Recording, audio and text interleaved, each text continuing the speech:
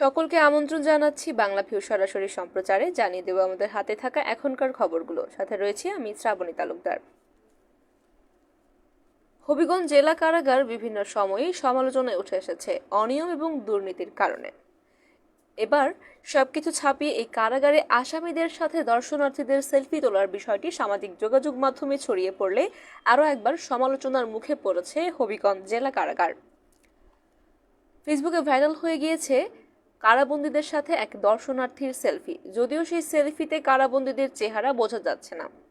কারা ফটকের ভিতরে কারারক্ষীর সাথেও সেলফিতে দেখা গেছে ওই দর্শনার্থীকে। বিষয়টি নিয়ে জেলা জুড়ে তোলপাড় শুরু হয়েছে এবং অনেকেই সমালোচনা করছেন সামাজিক যোগাযোগ মাধ্যমেও।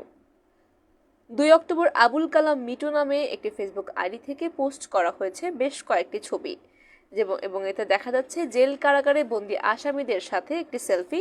যদিও লোহার ঘন রডের কারণে আসামিদের ছবি স্পষ্ট নয়, তবে তিনি ক্যাপশনে লিখেছেন কারাবন্দী নেতাদের দেখতে হবিগঞ্জ জেলা কারাগারে আজ।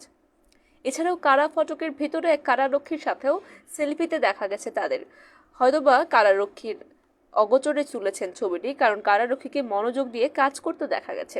কারাগারের ভেতরে এমন ঘটনায় সর্বত্র শুরু হয়েছে নানা রকমের আলোচনা সমালোচনা।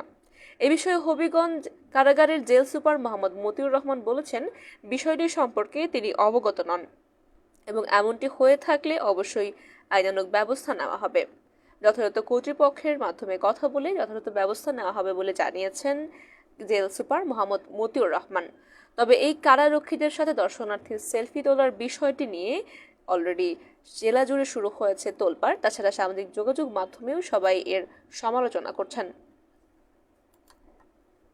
এদিকে হাত পা বেঁধে প্রতিপক্ষকে ফাঁসাতে নিজের দলের লোকের হাত পা বেঁধে ছবি দিয়েছেন এক লোক।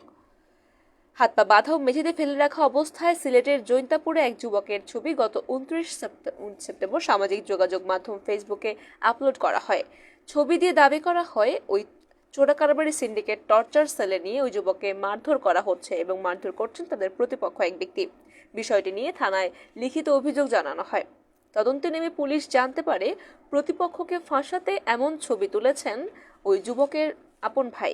পুলিশ বলছে যে যুবকের হাত পা বাঁধা ছবি ফেসবুকে দেওয়া হয়েছে ঘটনার সময় সেই যুবক অচেতন অবস্থায় ছিল।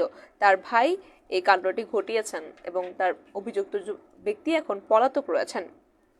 পুলিশ এবং স্থানীয় সূত্রে জানা যায় 28 সেপ্টেম্বর বিকেলে জৈন্তাপুর গুয়াবাড়িতে বিজেপি সদস্যের একটি দল টহলে যায়। এই সময় এলাকার কয়েকজন যুবক অভিযোগ তোলেন 85 নম্বর ঘরে বসবাসরত সালমান আহমেদ নামে এক ব্যক্তি বিজেপিকে খবর দিয়ে টহল দেওয়াচ্ছেন। বিষয়টি নিয়ে অভিযোগকারী যুবকের সঙ্গে সালমানের বাগবিতণ্ডা হয় এবং হাতাহাতির ঘটনা ঘটে। এ সময় সালমানের বড় ভাই শেবুল আহমেদও প্রতিপক্ষের মারধরের শিকার হন। ঘটনার পরদিন শেবুল স্থানীয় 5 যুবকের নাম উল্লেখ করে থানায় সাধারণ ডায়েরি করেছিলেন।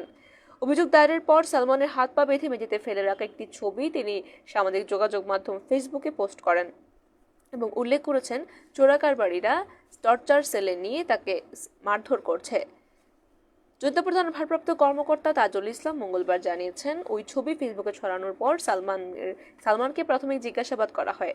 তবে সালমানের ভাই শেবুল এখন পলাতক রয়েছে। সালমানের কথায় অসংলগ্নতা পাওয়া যায়। এক পর্যায়ে ছবির ঘরের মেঝের সঙ্গে সালমানের ঘরের মেঝে মিলে যায় এবং ঘর তল্লাশি করতে গিয়ে বাঁধার দড়িটিও পাওয়া যায়। এতে করে পুলিশ নিশ্চিত হয়ে যায় টর্চার সেলে নির্যাতনের অভিযোগ এনে ছবিটি সালমানের নিজ ঘরেই তোলা এবং এই কাণ্ডটি ঘটিয়েছেন সালমানের ভাই শেবুল। পরে বিষয়টি স্বীকার করে সালমান, তবে এই ঘটনার সময় সে অচেতন ছিল। কে বা কারা ছবি ধারণ করছে সেটি জানে না বলে জানিয়েছে।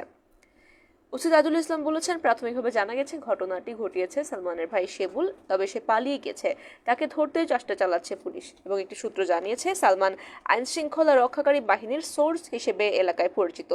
যারা সেদিন তাকে ও তার ভাইকে মারধর করেছে তারা ওই বাহিনীরই সোর্স। তাদের মধ্যে পূর্ববিরোধের জের ধরে এমন ঘটনা ঘটেছে বলে জানা গিয়েছে।